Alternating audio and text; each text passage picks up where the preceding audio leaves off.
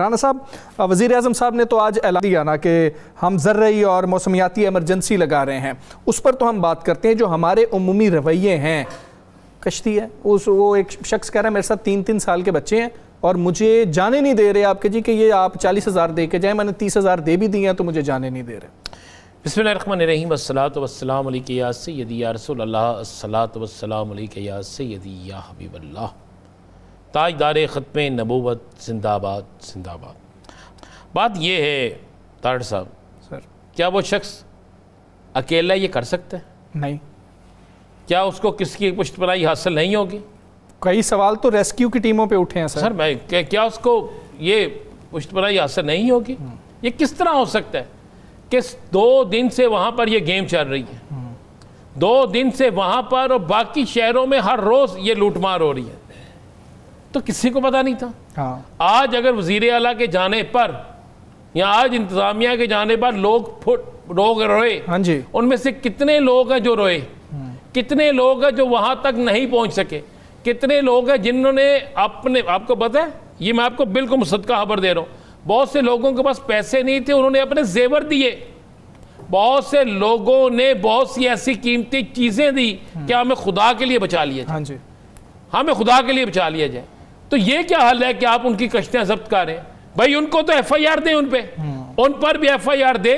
اور جن لوگوں کو آپ نے وہاں کا نگران مقرر کیا تھا، جن لوگوں کی ڈیوٹی تھی ان لوگوں کو وہاں سے بائی فاضل نکالنا، جن لوگوں کی ڈیوٹی تھی ان معاملات کو دیکھنا، جن لوگوں کی ڈیوٹی تھی وہاں پہ یہ ساری چیزیں دیکھنا، ان کو بھی پکڑیں. ان کو کیوں نہیں پکڑتے؟ ایک کشتی والے کو بھی پکڑیں. کشتی والا جس کی سپورٹ میں یہ سارا کچھ کر رہا تھا اس کو بھی پکڑیں. خبر تو یہ آنی چاہیے تھی جناب اس سے اتنے لاکھ برآمد کر لیے، ریکوری ہوگی اور اس کی سپورٹ کرنے والے سے کے خلاف ایف آئی آر درج ہوگی. یہ خبر تو کہیں نہیں آئی اور نہ آئے گی، نہ آئی ہے نہ آئے گی. میرے پاس ایک ایسی فوٹیج موجود ہے جی، ہم سب اس لیے نہیں وہ فوٹیج دکھانا چاہتے کہ ہمارا بڑا ہی قریبی ملک ہے کہ اس کی امداد آئی ہوئی ہے. اچھا. اور لوگ چیخ رہے ہیں، چلا رہے ہیں کہ جناب یہ فلانا سرکاری افسر جو ہے یہ کہتے ہیں اس کی ہے، یہ فلانے کی ہے، ہمیں تو دے ہی کچھ نہیں رہے. میں نے کل بھی کہا تھا کہ ہمیں چند دنوں بعد کسی نہ کسی دکان پہ یہ سامان نظر آئے گا، ہمیں چند دن بعد کسی نہ کسی کے پاس یہ سامان نظر آئے گا. پھر لوگ ہماری مدد کرنے سے کیوں بھاگتے ہیں؟ اس لیے بھاگتے ہیں کہ ہمارے یہاں پہ غریب آدمی جو ہے، آپ سوچیں، آپ ان تمام فوٹیجز کو دیکھیں ذرا، جن فوٹیجز میں آپ کو نظر آئے گا کہ لوگ آٹے کے ٹرک کے پیچھے بھاگ رہے ہیں اور ٹرک والے ٹرک چلا کے لے کر جا رہے ہیں. یہ تذلیل ہو رہی ہے. پھر ہم کہہ رہے ہیں جناب صبر کریں، ہم نے رکھ دیا لوگوں کو کہ کوئی بات نہیں ہے، کوئی مسئلہ ہی نہیں ہے. بڑے بڑے کیمپ لگا دیے. کیا ان کیمپ میں جو آپ نے بڑے خوبصورت کیمپ لگا دیے ہیں، کبھی آپ نے سوچا کہ ان کیمپوں میں آپ نے رات گزاری ہے؟ کیا ان کیمپوں میں کوئی وزیر رات گزارتا ہے، کوئی سیاستدان رات گزارتا ہے، کوئی وہاں پہ سرکاری افسر رات گزارتا ہے؟ بھائی یہ تو ہو رہی ہے. اجاز الحق نے آپ سے ہمارے پروگرام میں کہا کہ جو گھر خالی چھوڑ کے جاتا ہے گھر لٹ جاتا ہے پیچھے سے. یہ آپ کے ہمارے پاس یہ جو تھیم پارک ہے وہاں پر ہر دوسرے گھر میں چوری ہوئی ہے. کس طرح لوگ اتنے پانی میں چوری کرنے پہنچ گئے؟ لاہور کی بات کر رہے ہیں رانا صاحب اس وقت کہ لاہور شہر میں اور جس کے پاس یہ سوسائٹیاں ہیں وہاں پر کس طرح لوگ پہنچ گئے؟ جب چور اور چوکیدار مل جائیں گے نا، جب ایک کشتی والے کو پتا ہوگا کہ جناب مجھے تو پوچھنا کسی نے نہیں، تو وہ 40,000 ہی مانگے گا. اولاد سے آگے 40,000 نہیں ہوتا، کسی کو بھی نہیں ہے. ٹھیک ہے، کسی چیز سے بھی آگے 40,000 نہیں ہوتا. میں یہاں پر تو ایک ایسی داستانیں ہیں. میں اکثر کہتا ہوں، لوگ مجھے کہتے ہیں کہ یار تو پاگلوں کی بات کرتا ہے. میں کہہ رہا ہوں اس سیلاب کے بعد جو سیلاب آ رہا ہے نا، اس سیلاب کے بعد جو ایک خوفناک قسم کی چیزیں سامنے آ رہی ہیں وہ فیس نہیں کر سکیں گے. بالکل ایسے ہی ہے، کوئی بھی فیس نہیں کر سکے گا. اگر ہم جلال پور پیر والا کی بات کریں تو وہاں پر میری کچھ آپ جلال پور پیر والا بعد میں دیکھیں، ذرا قصور چلے جائیں. قصور میں ایک دن ہم پروگرام کر لیں قصور کے شہر میں بیٹھ کے، خدا کی قسم رونگٹے کھڑے ہو جائیں گے.